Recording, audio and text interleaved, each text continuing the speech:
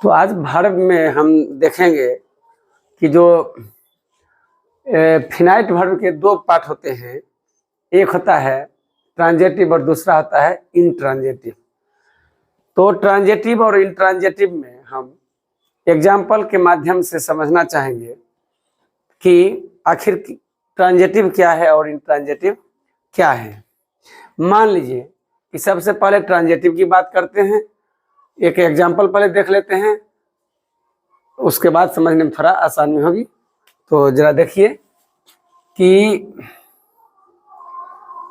Rani sang a song, ठीक है, रानी sang a song। और एक और ले लेते हैं, he wrote a letter, ठीक है। Shyam likes sweets. चलिए, तो चूंकि ट्रांजेटिव की बात हो रही है तो ट्रांजेटिव की बात हम करेंगे, अभी इंट्रांजेटिव की बात नहीं करेंगे। तो उसमें ट्रांजेटिव क्या है?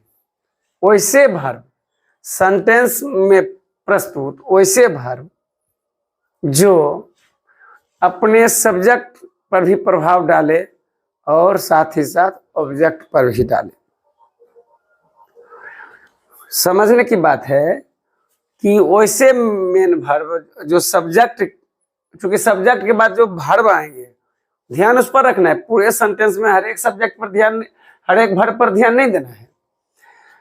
जो मेन रोल अदा कर रहा है उस पर हम बोल रहे हैं।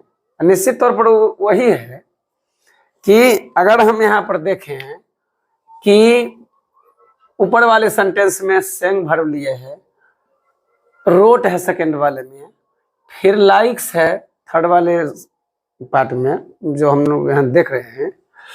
तो यहाँ समझने की क्या बात है कि इन सभी में मान लीजिए कि फर्स्ट वाले सेंटेंस को ही ले लीजिए, रानी Seng a song.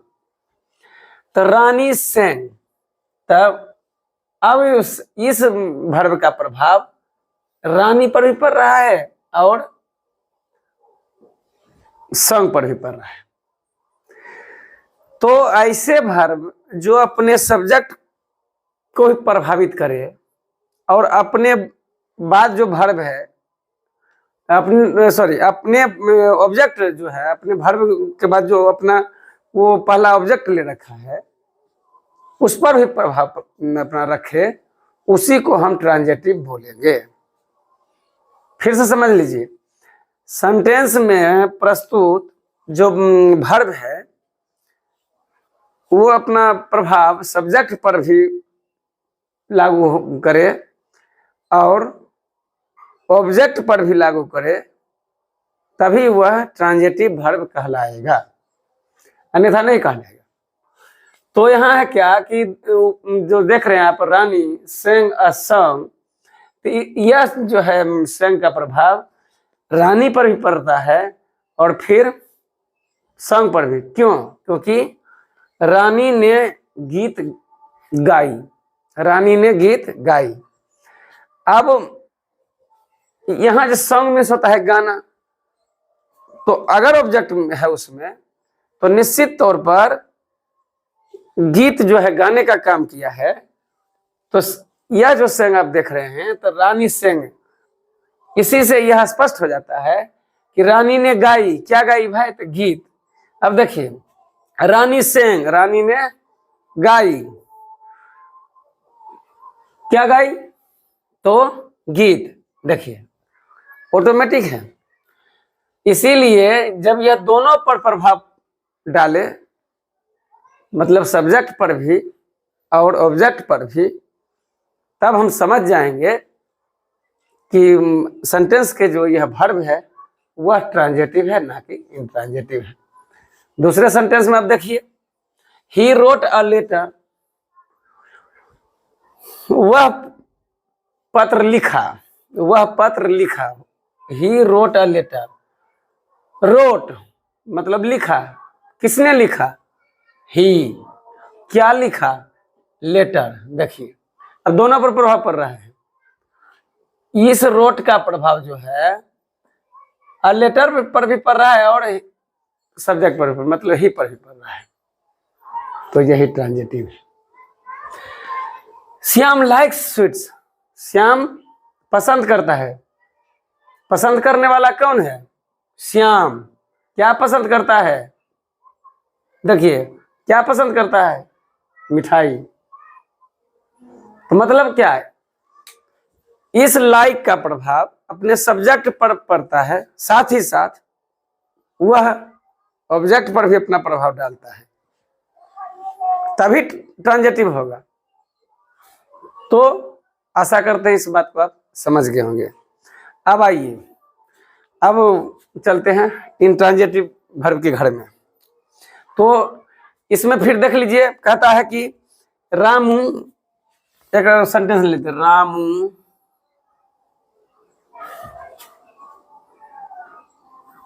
Ramu laughs. ठीक है, देख लीजिए, रामू लाफ्स, डॉग्स बार्क। ठीक है, एक और लेते हैं, बर्ड्स फ्लाई। अब देखिए इसको समझने का प्रयास कीजिए कि यहां भी मेन वर्ब लिए हैं आप, लाफ, सेकंड में है वार्क, थर्ड में है फ्लाई है। इसका मतलब क्या है? आप देखिएगा कि इधर ऑब्जेक्ट किसी में नहीं है, किसी में नहीं है। तो जरा इन वर्ब का तमाशा देखिए कि इसका प्रभाव सब्जेक्ट पर चल के सब्जेक्ट पर भी बंद हो जाता है, मतलब केवल सब्जेक्ट पर ही पड़ता है, किसी और पर नहीं पड़ता। कैसे? रामू लाफ, रामू हंसता है, रामू हंसता है, बिल्कुल क्लियर कट है। कौन हंसता है? रामू हंसता है। हंसता कौन है? रामू। कौन हंसता है? रामू हंसता है। हंसता कौन? रामू। तो इस पर प्रभाव चल करके स्वयं घूम के फिर इसी पर आ जाता है, वो किसी पर नहीं जाता। इसको आप ध्यान दीजिए। दूसरा सेंटेंस देखिए, डॉग्स बार्क, मतलब कुत्ते भौंकते हैं। कुत्ते भौंकते हैं। कौन भौंकते हैं? कुत्ते भौंकते हैं। प्रभाव कुत्ता पर ही पड़ता है, मतलब वैसे वर्ब का प्रभाव जो सब्जेक्ट पर चल के सब्जेक्ट पर ही समाप्त हो जाए उसे हम इंट्रांजिटिव वर्ब कहेंगे। एकदम समझ लीजिए कि वैसे मेन वर्ब का प्रभाव या वर्ब कोई भी हो, अगर उसका प्रभाव सब्जेक्ट पर के और सब्जेक्ट पर मतलब चल के और सब्जेक्ट पर ही समाप्त हो जाए उसे हम इंट्रांजिटिव कहेंगे। आप देख लीजिए, इस वर्ग का प्रभाव जो है डॉग्स पर पड़ रहा है और बर्ड्स फ्लाई, तो फ्लाई का जो प्रभाव बर्ड्स पर चल के उसी पर समाप्त हो गया।